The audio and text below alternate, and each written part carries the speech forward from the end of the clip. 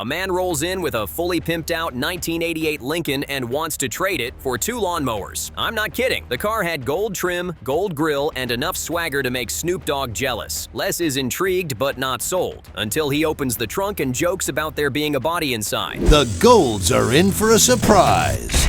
There's a body in here.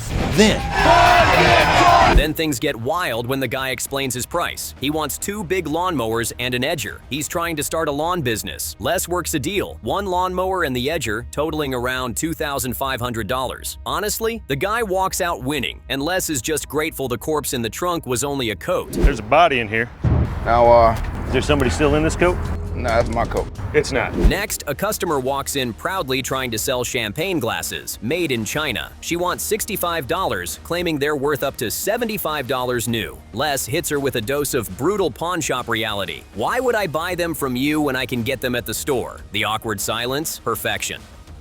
There's a $50 corpse charge for us to dispose of the body that's in the trunk. I forgot about that guy. After some hilarious back and forth haggling that drops from $65 to $20 total, she finally agrees. Rich even jokes he can give the glasses to his dog. Classic lay negotiation, funny, firm, and dirt cheap. All together? Huh? Wow.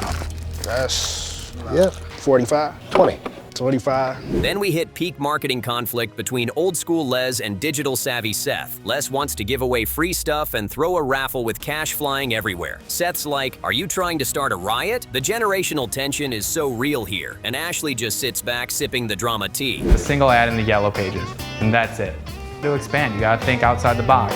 A poker table customer shows up next, and instead of just naming a price, Les challenges him to gamble for it. They literally play cards to set the price. Les wins the first hand, but on round 2, he loses and ends up paying $125 for something he tried to lowball. Never bet against your own luck in a pawn shop, folks. A TV means nothing, so where'd you get this TV from? Oh, I won it in a raffle. Bingo. Where? An American jewelry. You have a better idea? Yeah, I just don't think it's smart. Then comes maybe the most bizarre story ever told in the store. A woman trying to pawn off her childhood piggy banks. Why? Because she just converted to Islam, and her husband says they can't have anything pig-related. She claims she hid them all over the house, and he sniffed them out like a pork bloodhound. I swear, Rich nearly breaks from holding in his laughter. 1, 2, 3, flip. Rich hilariously improvises a fake Food and Health Administration excuse just to get her out. She snaps back, "You sound like my freaking husband," and storms off. Honestly, give Rich an Oscar for staying composed. I did not see that coming. Very special. Now it's time to improvise. I had to think fast. I had to tell her anything to get her out of here. Meanwhile, Seth actually gets his marketing on point, setting up a radio spot to promote Les's Wild Money Machine event. They promise raffles, giveaways, and a wind tunnel that literally shoots cash at people. Les is hyped. Seth is skeptical. Ashley just wants peace. There's really a ton of work that needs to be done for the event. This is gonna be a challenge. Do I have your word that you would sell it to me for 10? But then a woman walks in with a bracelet she claims belonged to Hitler's wife. Yeah, let that sink in. She drops the A-bomb of Nazi memorabilia and says it's worth 6 figures. Les is stunned, but not stupid. He checks the certification, and boom, totally fake notary. Commission expired in 1982, and the doc is dated 1999. Yikes. I got something to show you. Okay. It's gonna make the hair stand up on the back of your neck. Shall I brace myself? I guarantee you. Les calls it out immediately and shuts her down. She tries to play it off, but Les isn't buying a single word. If that certificate had been legit, he admits he might have paid her 6 figures. Talk about a plot twist. Not interested, right? Not with this certificate. It looks like a bogus notary. And it probably would have brought you the money. Finally, the big marketing event goes down and spirals into near disaster. Hundreds of people flood the parking lot for the cash grab machine and raffle. But when Les starts calling out ticket numbers, crickets. Nobody wins. Turns out they printed 500 tickets and only handed out 200. Oh, don't even tempt it me. I doesn't can stop see all there. this bling. You know what? I would rather have another great big shiny diamond. Les and Seth start panicking as the crowd gets restless. People are ready to riot over free TVs. So Les flips into full showman mode and just starts tossing out prizes, jackets, electronics, anything to keep the crowd from flipping tables. Ashley declares him the king of quick thinking. If a riot breaks out, we don't have enough security to protect us and the store. Don't worry, we're all gonna win. Don't matter. The chaos ends in a triumphant roar. People are chanting Pawn Detroit, and Les is feeling like the king of 8 Mile. Seth admits the whole thing paid off, but also definitely blames Les for almost inciting a mob. Hey, we got a winner! Winner, winner, winner, winner! Okay!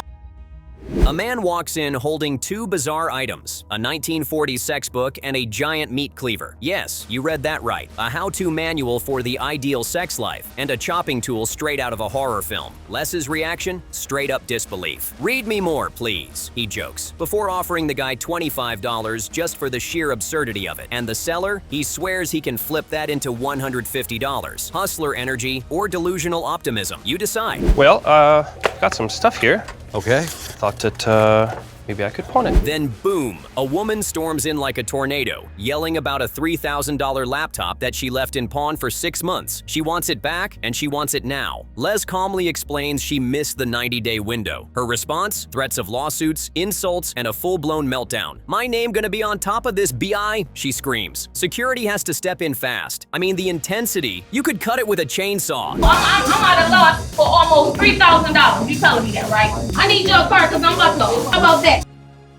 Les isn't taking any chances after that blow-up. He calls a security meeting ASAP. He reminds his team, if Sesias hits the fan, we got your back. Seth jumps in, demanding someone step up as a real leader. The tension isn't just with customers now, it's inside the team. You can feel the pressure building. The other day, there was a situation. He handled it correctly. You escorted her out. Even though, don't touch me, you guided her out, took a bad situation, and you made it okay. Next up, a man straight out of jail strolls in trying to pawn a bag of tools and a cart he lovingly calls Kurt. He wants $200. The cart alone? Optional, he says. Les ends up giving him $100, which the guy gladly takes, but not before trying to get $10 more for poor Kurt. "Pop your collar and holler," he says as he leaves. I mean, this guy deserves his own spin-off. Merry Christmas, blessings, blessings, blessings. I got what they need, what it do, my people. In comes a helicopter guy, literally. He brings in two high-powered RC helicopters worth over $5,000 each. One takes off like a mini stealth bomber, flipping mid-air while the staff freaks out. Les likes it, but not enough to pay the $2,000 the seller wants. His reason? "I haven't seen one damn hobbyist in this neighborhood." Can you believe this drama?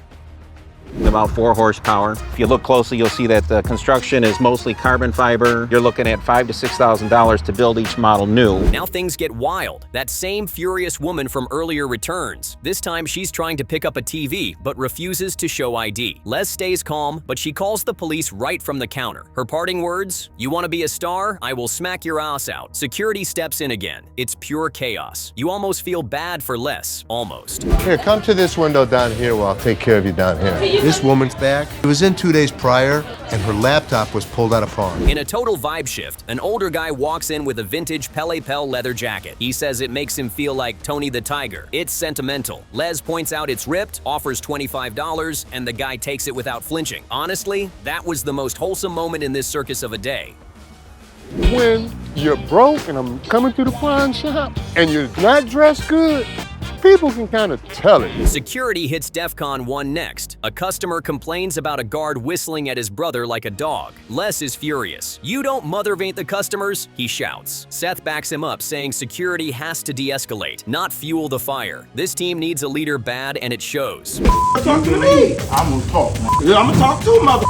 Cue Ashley's worst nightmare. A woman walks in with a Mexican king snake and a live gecko. Ashley nearly flees the store. The customer wants to pawn the gecko to fund her move into lizard breeding. Seth negotiates, and they land on $200. But before she leaves, she casually feeds a cockroach to an alligator. You read that right. A cockroach to an alligator. What is happening? I've got some stuff you might be interested in. Okay, it's moving. I see something moving. As the chaos continues, Seth starts interviewing new security guards. One guy says he can bench 405 and has been spit on by drunk women at concerts. Another claims he's both a leader and a follower. It's like a reality show inside a reality show. Les is unimpressed. "You don't usually come to work dressed like that, do you?" Roasted. Right now, we're looking for 4 more security at minimum. Hopefully, before the interviews are done, we'll be able to fill all those positions. And finally, a customer brings in something truly iconic, a stadium seat from the old 1938 Briggs Stadium. Les lights up with nostalgia. After some haggling, he buys it for $150. Later, Seth checks online and realizes it might be worth up to $1,000. Talk about a plot twist. This is an old 1938 Briggs Stadium. Briggs Stadium. But wait, one last curveball. A massive guy walks in, says he's a cage fighter and wants a job in security. Seth asks, "Are you a badass mother?" His reply, "I would fight anyone and drop a dime." Les is intrigued, but skeptical. Can he handle an 85-pound irate woman? That's the real test. Drama never ends. So this guy comes walking in the door. Huge, big guy. Like, who the hell's this guy? Starts to talk to Les, and he seems to be a guy that's a cage fighter. Right off the bat, a lady strolls in asking $1,000 for a championship ring. Les counters with $50. Talk about a brutal reality check. Her reaction was priceless, quickly spiraling into a shouting match. Les even made jokes about her behind. Ouch. Security steps in, and she's out the door fuming. Seriously, watch that reaction. How you doing? I'm good, how are you? I'm good. I was coming to pound this. Sure. How much did you want? Now the tension cranks up. Enter a limited edition Lee Iacocca Mustang, number 11 of just 45. Seth knows it's rare and sees dollar signs immediately. The couple who owns it wants a cool $95,000. Seth's first offer? Only $55,000. You can cut this tension with a knife. So a couple comes in and they want to sell the limited edition 2009 Lee Iacocca Mustang. 1 out of 45. Negotiations heat up quick. The Mustang owner refuses Seth's lowball offers, holding firm at $80,000. Seth inches up to $66,000. You can practically see the sweat. It's like a high-stakes poker game in the pawn shop. But will the couple budge? Talk about drama overload. I already turned down 2 people for 50 and 60, so like I said, I'm not looking to give it away. I'm the only person in the world actually selling one. Just when we think the deal's off, Seth plays hardball, holding strong at $66,000. The couple finally caves. Watching Seth close this massive deal was pure gold. Most expensive car bought in American jewelry history. The reactions here, totally priceless. 68. I like 68. What about 68? You're great at 66,000. Meanwhile, Les can't shake feeling down since Ashley walked out. Seth thinks everything's perfect without her, but Les is clearly bothered. Family drama alert. Is Ashley really gone for good, or is the pawn shop not the same without her? Can you feel the tension? Transactions are running smoothly, no problems, no commotion. All right, thanks. In walks a guy trying to pawn some old glasses, expecting some easy cash. But Seth turns him down flat, sparking an epic meltdown. The dude starts yelling threats and going wild. Security's alert, and Les steps in. Things get intense quick. Seriously, look at that reaction. What's up with this? Give me 1 second, sir. I'm just looking for a couple dollars, you know what I'm saying? This guy wasn't done yet, throwing a total fit and making threats against Les. Seth doesn't flinch though, knowing they've got security cameras and license plates tracked. High drama as this guy storms out, screaming he's never coming back. What an explosive exit. You got Pop standing behind me, what's up with that? Nothing, I was calling a scene, so. Y'all about to arrest me or something? A super cool Pistons championship ring lands on the counter next. Les is nostalgic. His son Seth was once a Pistons ball boy. The owner wants $3,000, but Les negotiates fiercely, landing at $2,100 with the box. Watching these negotiations was a roller coaster ride of emotions. I want to bring in my Piston championship ring. Wow. It's a championship ring by the Detroit Pistons. Next up, a truly bizarre scene unfolds. A customer arguing passionately with his invisible friend, Robert. He demands $200 for a cheap stainless steel bracelet. Les politely declines, and Robert flips out. Security has to physically remove him, and Robert hilariously gets left behind. Talk about a twist. My partner right here, Robert, we want to pawn this. You're who? My partner Robert right here. Les can't ignore the family tension any longer and tells Seth he wants Ashley back. Seth vehemently disagrees, recalling how she stormed out. This father-son clash is intense, family versus business, and neither side is budging. Seriously, this drama cuts deep. Business is important, but this is a family business. It just doesn't feel complete without Ashley around. Seth's reaction to Les wanting Ashley back is fierce. He's convinced the store is running smoother without her drama, but Les makes it clear family comes first, and it's ultimately his call. Seth's not having it. Watching this conflict unfold is genuinely nerve-wracking. She needs to keep... It's not up to you, Seth. I'm gonna bring her back in. First up, a customer proudly presents Iraqi money signed by Saddam Hussein. Les and Ashley's jaws drop instantly. Talk about rare. The guy initially aims for $1,500 to $2,000, thinking he's got a treasure. Ashley spots a potential gold mine, but Seth isn't buying it. No surprise there. Tensions rise as Ashley and Seth debate the item's value, but Les seals the deal at $520. Drama overload and history acquired. Crazy moment. How are you? Hi. Yeah, how's it going? What you got? Basic, was my great-grandfather's. Okay. Next, an aspiring artist brings in an ancient laptop, hoping to cash in for a camera. Seth's immediate reaction? Pure disbelief. Where's the plug, dude? Without the plug, it's useless, leading to a heated exchange. Accusations fly, tempers flare, and security steps in. Seriously, this escalated faster than a viral TikTok video. Watching Seth and the customer argue is pure entertainment gold. I got this laptop. Okay. I got to get a new camera, shoot a video for my man, and I need some money. How much are you looking for? Then there's the heartbreaker. A man attempts to pawn an outdated TV for a tragic reason. Seth hesitates since it's beyond their policy date, but the customer's story about needing money for his daughter's autopsy hits hard. Negotiations become emotional, with the customer begging for an extra $5. The scene turns intense quickly. My heart honestly broke for him. This was tough to watch. Man, I'm just trying to pawn in this TV. It's heavy as hell, but Yeah. 2001, got a bent coax cable. Les isn't just a pawnbroker. He's now playing peacekeeper. Ashley quit previously, and Les secretly invites her back to reconcile with Seth. Watching Ashley confidently strut back into the store, absolute power move. Seth's expression? Pricelessly shocked. Family drama reaches epic heights as Ashley demands respect. You could cut the tension with a knife. Seriously, best family confrontation ever. Ashley walked out. She's had issues with Seth. She's had issues with me. Seth doesn't know it, but I called Ashley in. We need to make things right as a family.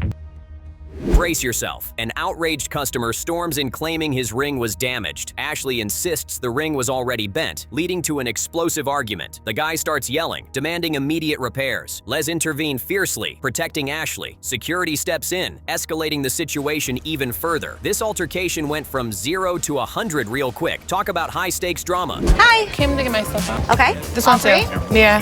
This couple approaches me and tells me that they want to take stuff out of pawn. Les takes a rare trip outside the store to check a storage unit full of surprises. An eagle sculpture catches his eye. Limited edition, potentially worth thousands. Les negotiates fiercely, and after intense haggling, secures the eagle for $6,000. Watching Les's negotiation skills in action? Pure genius. Then he impulsively buys a 1940s propeller. Talk about unexpected twists.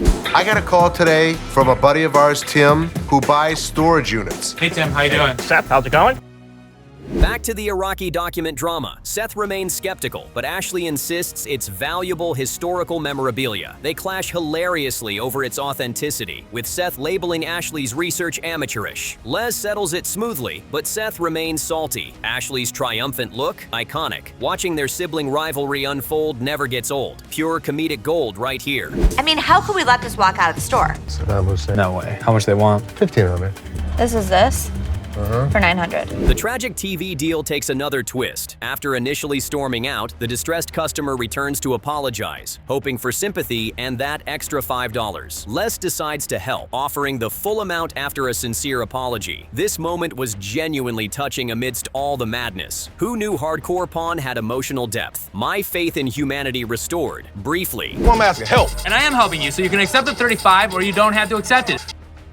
Ashley boldly claims she deserves more respect, asserting her professional credentials over Seth. Her assertive declaration about her graduate diamond certification has Les considering a family truce. Seth grudgingly agrees, but clearly isn't thrilled. Watching Ashley's comeback strategy unfold is fascinating. She played this perfectly. Score 1 for Ashley. Seth thinks that he's like head honcho, and he's not. I think the three of us should be on the same team. You know what? I'm gonna call your brother in. I don't want any ranting and raving. No screaming. Do we have a deal? Another ring drama explodes. This time the customer escalates rapidly, screaming about broken jewelry. Les fiercely defends Ashley, leading to a confrontational face-off. Fingers pointed, insults exchanged, absolute chaos erupts. Security swiftly removes the irate customer. Honestly, Les defending Ashley fiercely was an epic protective dad moment. Gave me chills. This intensity is why we watch. You know what? Shut the f up. I don't need to shut the f up. You the owner? I'm the owner, and if you keep yelling in our store, we will walk you out. Seth and Ashley's uneasy truce finally gets tested as Ashley confidently returns as a manager. Seth's skepticism and snarky comments make clear the battle is far from over. Ashley, unfazed, vows to win this ongoing power struggle. The war lines are drawn, folks. Who will reign supreme? Keep your eyes peeled. This family feud is just heating up. Drama overload guaranteed. You know, it's been a long day, but I am really glad family's back in place. Okay, bye.